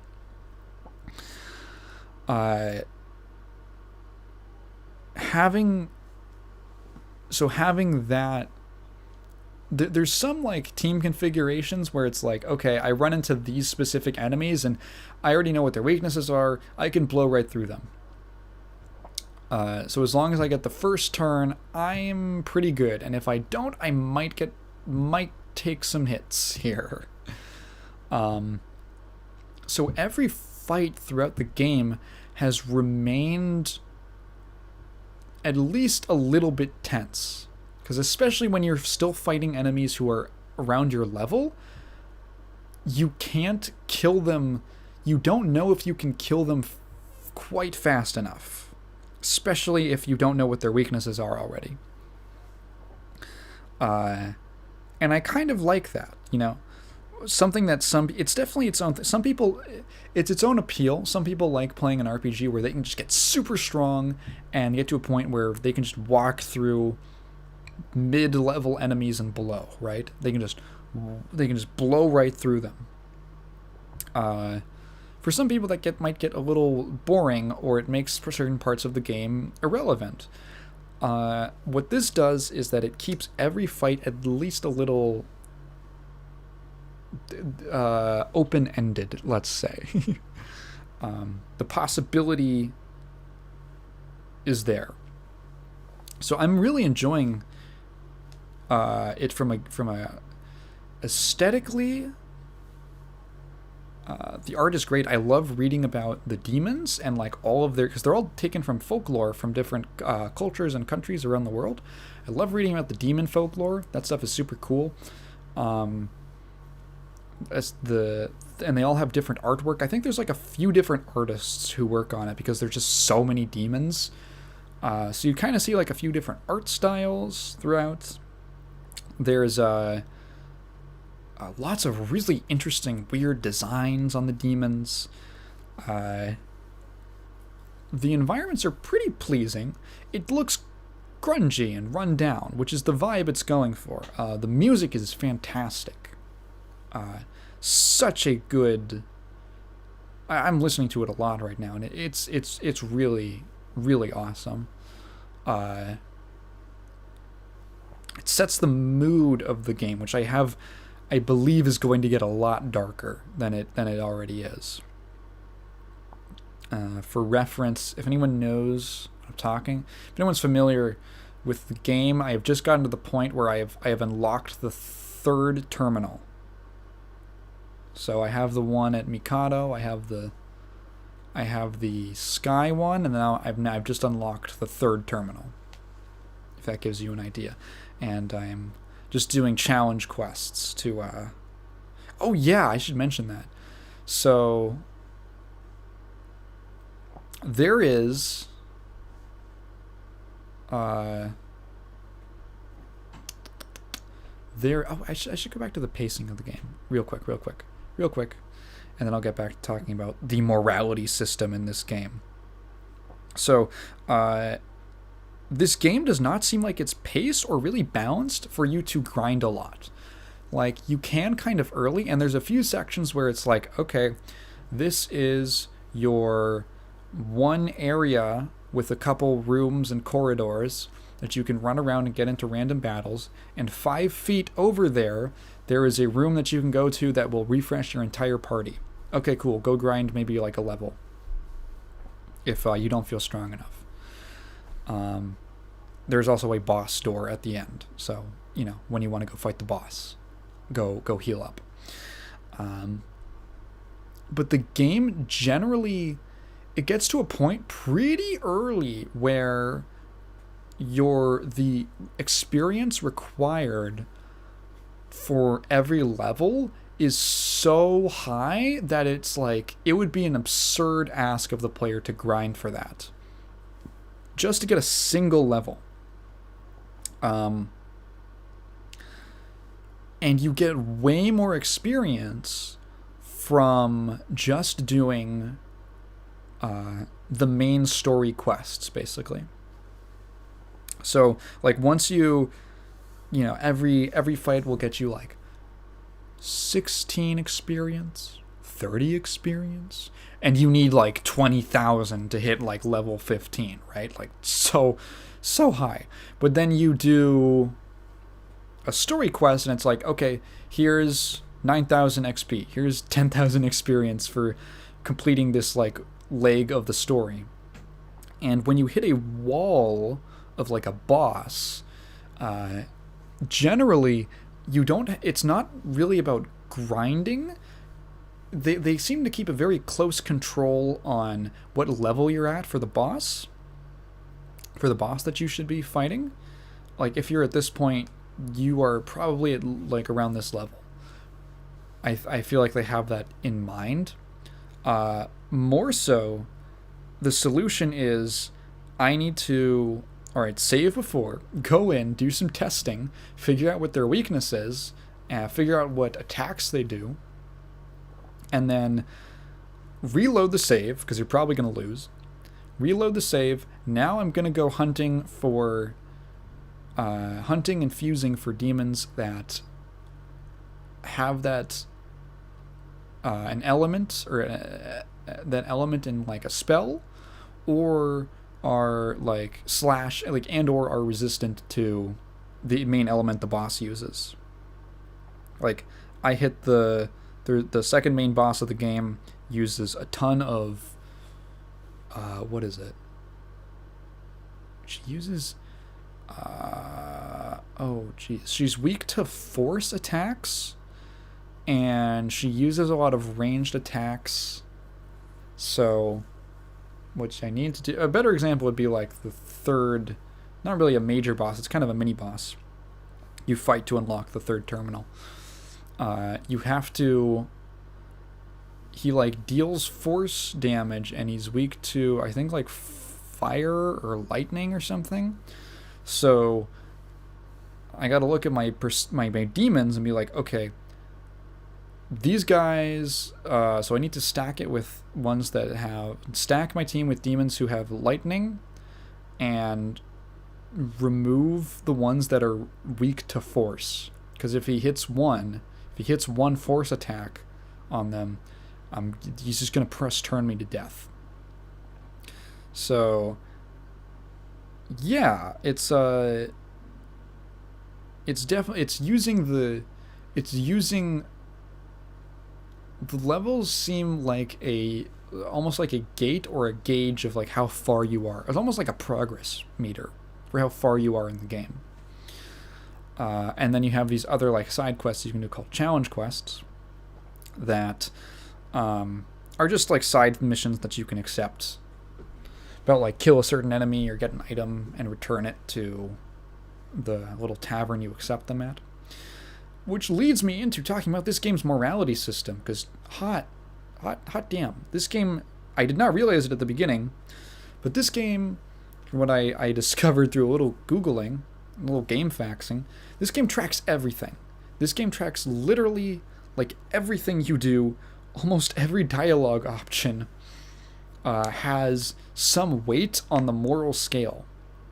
And SMT has basically there's three paths. There's a law, chaos, and then the neutral between them.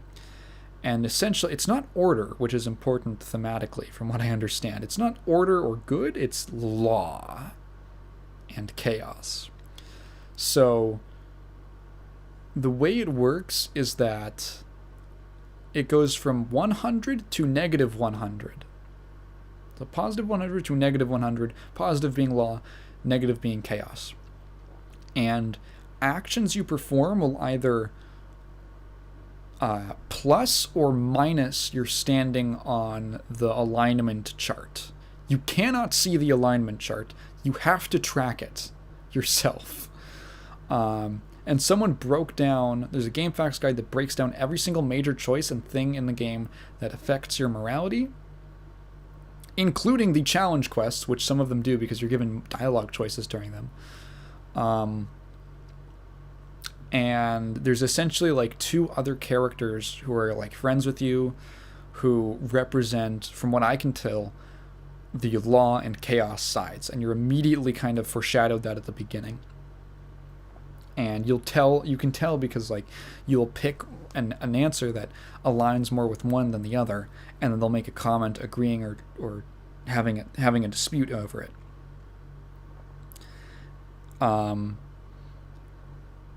So what is that? Right, so the morality. So the game basically tracks everything, and it's in like, from what I see of the GameFAQs guide, like big swell, like plus 90, especially near the beginning. Like it seems like the big pluses and minuses are more towards the beginning, and then as you go on throughout the game, it gets more to like, this is gonna add or take away like 22 from the alignment. And if you are above -8 and +8, anywhere between those, including and between those, is from -8 to +8 is the neutral ending that you'll get. And apparently anything outside of that, and you'll get either law or chaos. And apparently it's very difficult to get the neutral ending unless you are really paying attention.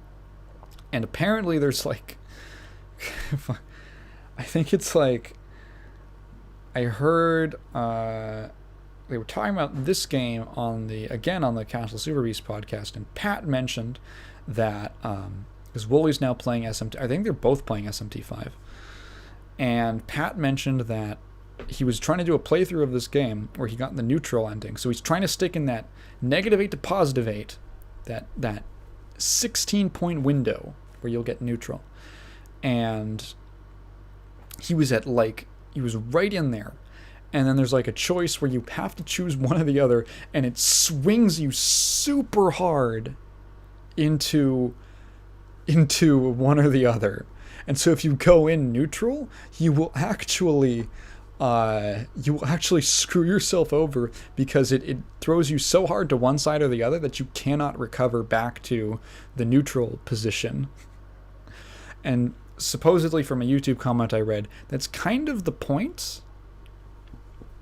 It's kind of the point. There's a whole that it's difficult to be neutral, and it got me thinking a lot about morality systems and the fact that, like, I think I talked about this when I went on that giant Star Wars rant in one episode, but I think like most games mishandle their morality systems. I think morality systems come from the huge Dungeons and Dragons influence that most, like, specifically RPGs have, and games are like, because in Dungeons and Dragons you can choose what alignment you want your character to be, and then you can make decisions along the way or that like define your character's morality. And I think that games, RPGs, wanted to emulate that aspect of D&D while also I think in the process they forgot that they are also like, that they're not like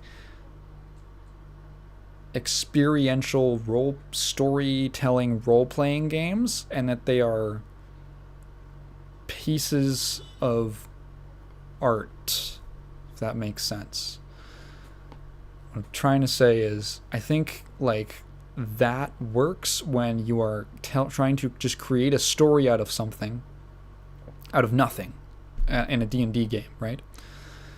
When you are a game that has all of these extra systems around it, that is trying to tell a specific story, that has like themes and can be read into, I think that most morality systems tend to fall flat because they don't have anything to do with the actual like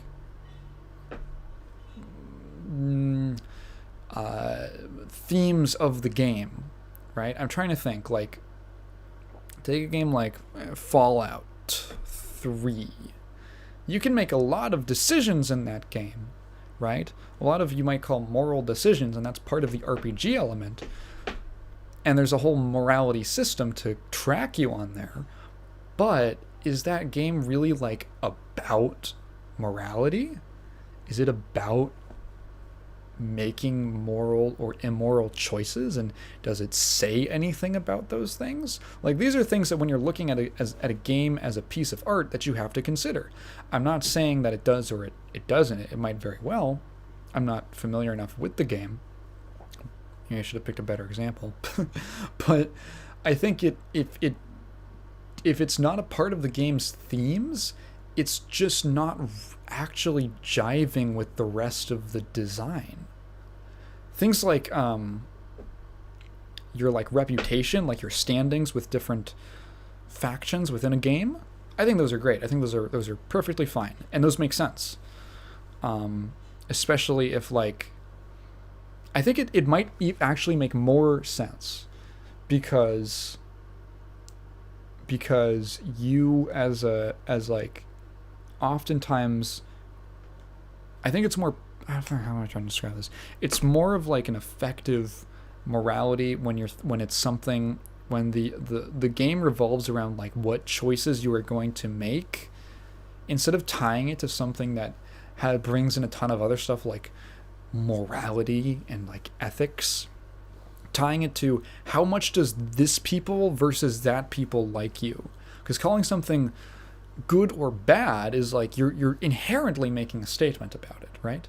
You're inherently making a statement, which is why when people make fun of, like, you can like slaughter a bunch of people in like Fallout, right? Just people who, even if they're thugs or criminals, didn't really do anything to you. And then you make a dialogue option and it's like, good karma. And it's like ridiculous, right? It's stupid. It's much more, it's inviting less like criticism when you just have a system that says, okay, you did that. That's not necessarily good or bad, but it means that these people are going to like you more or dislike you, and maybe someone else is gonna, the vice versa. The vice versa. I think that generally, I like those systems a lot more. Because it also fits like narratively a lot better into gameplay.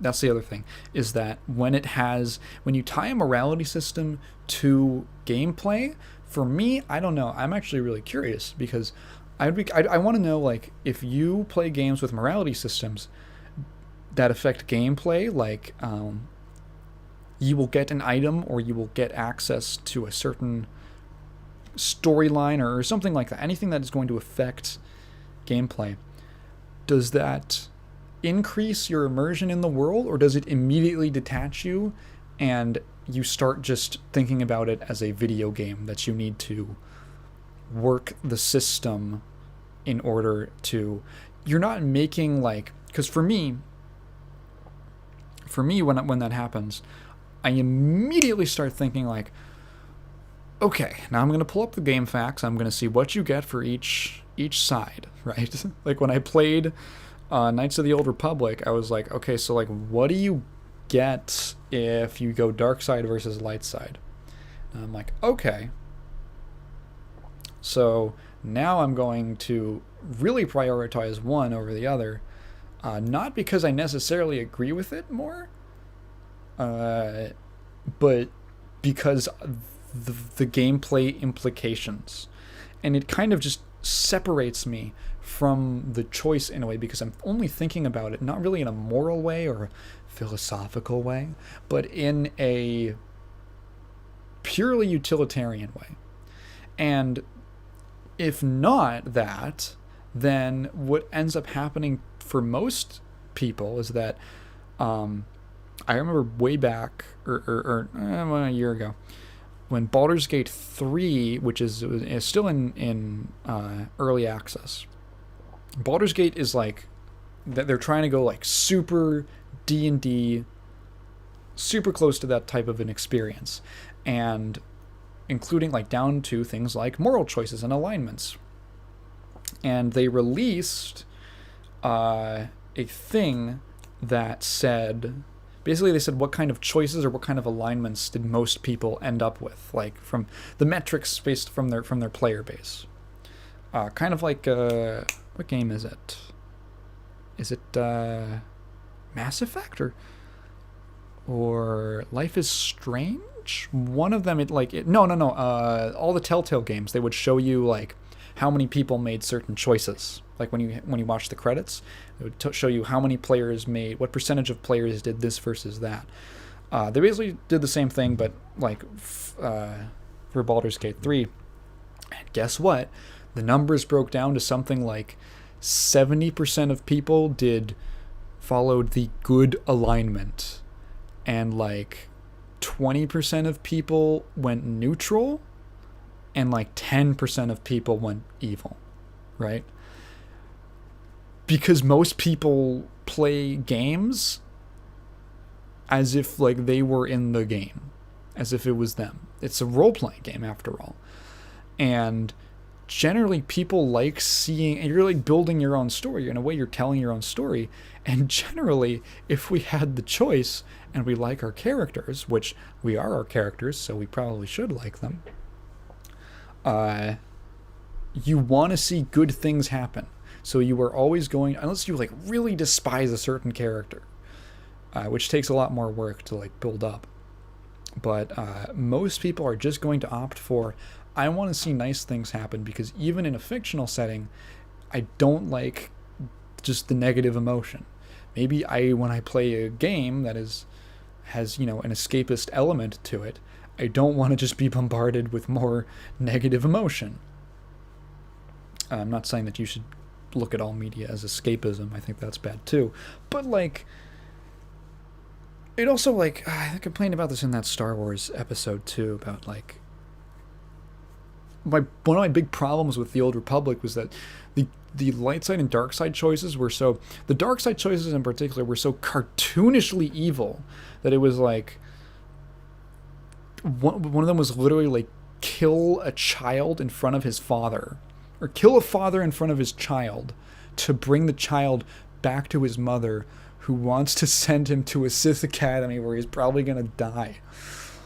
And it's like, it was either that or like let the kid escape with the dad off planet and basically run away from the mom. And it's like, this is not a choice. This is not a choice. Who in their right mind, unless they're really hardcore role-playing as an evil Sith, is going to make the decision to shoot a child's father in front of them? So it's like, no, like this is not an equivalent choice. This is not an equivalent choice. It's like if someone was running an orphanage that was also like a money laundering scheme, and you were given the choices: allow the money laundering scheme to keep running, or burn down the orphanage with all of the children inside. It's like, what? This is not even an interesting moral question. It's not. Gee, come on. What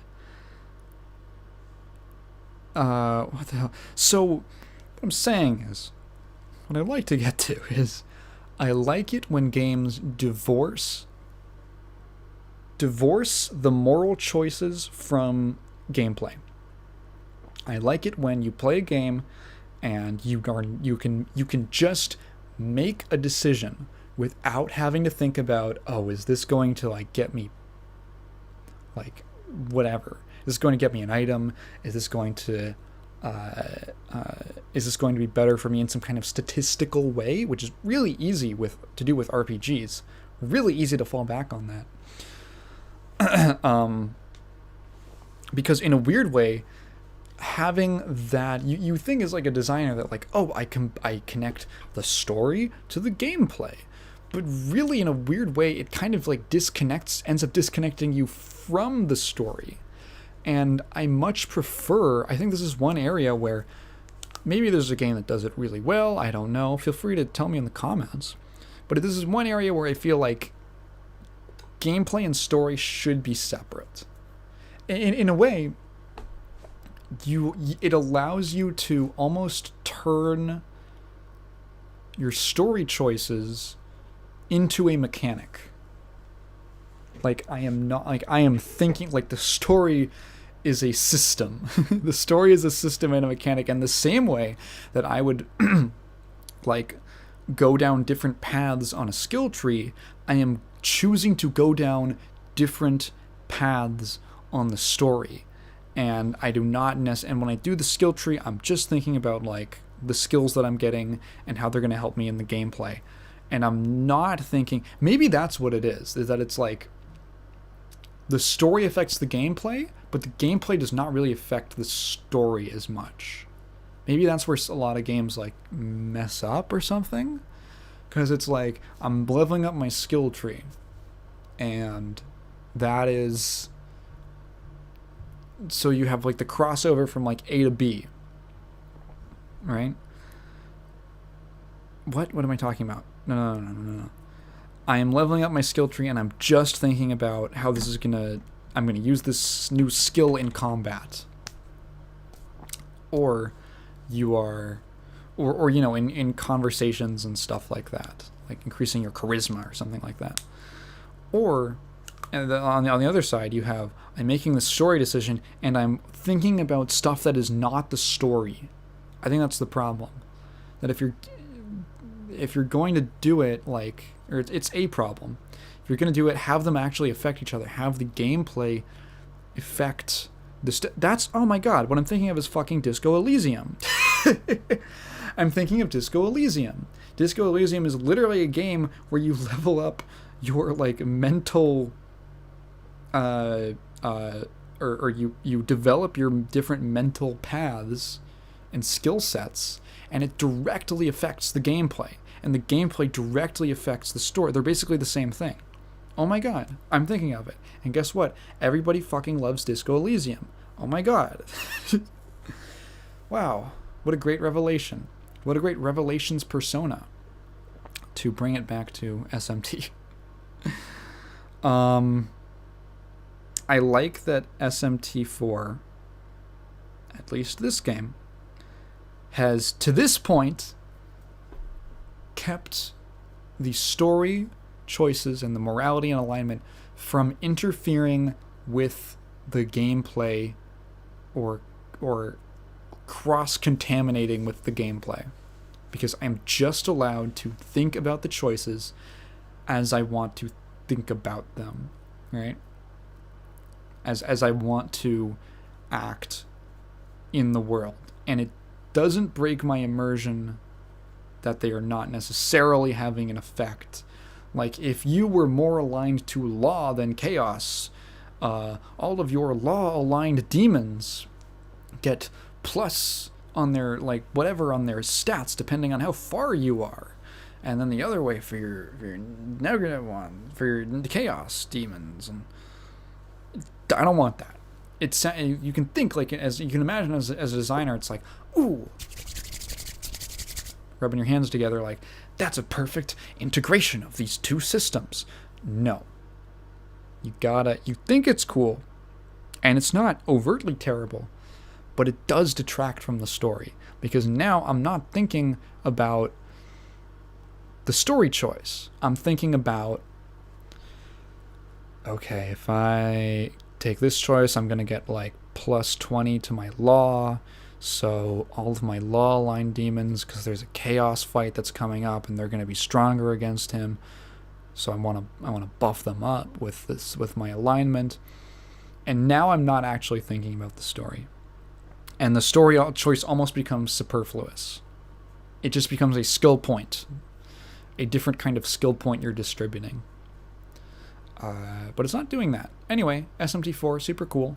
I heard SMT5 is also really good, which is great. If you are a fan of Persona, do not expect Persona. Expect Persona in terms of many gameplay aspects. A lot of the things are going to be familiar, gameplay-wise and mechanics-wise, but thematically and the vibe and the tone of the game, there's no life simulator elements. There's not really a... you're not spending all your time getting into anime antics in Japanese high school. You're plunging into the depths of hell. And you're having visions of a future apocalypse. I don't know what that's about yet. But go play it. Great game, great soundtrack. Great gameplay so far. And I've heard it's really good, so I'm expecting it to keep up. Jeez, okay. This is one of the longer episodes. My throat's starting to get tired. I gotta take some laundry out of the wash. And, out of the dryer. And I just got some new... trying my sheets. I have some new sheets to sleep on. Gonna be comfy. And if you have any comments or questions, leave them. If you have any questions, leave them down in the comments below. I will definitely get to them next time. Thank you so much for all of the support that I've been getting recently. I took the last week off. I don't want to take that many weeks off. I might take off like 1 week a month. I don't know. 4 videos is a lot for a month. And not really in terms of like making them, but like it's kind of hard to come up with ideas. Gonna let you in a little secret. It's kind of hard to come up with ideas. And I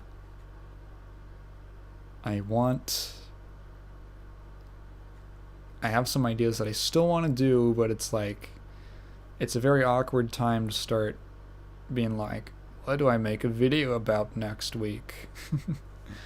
It's when I have had a huge growth spurt. But still, thank you and all that. I'm really looking forward to future stuff. Thank you everyone for listening to the podcast if you've made it this far. Yeah. I will see you next week. There'll be a video at the end of the week on Friday. Goodbye.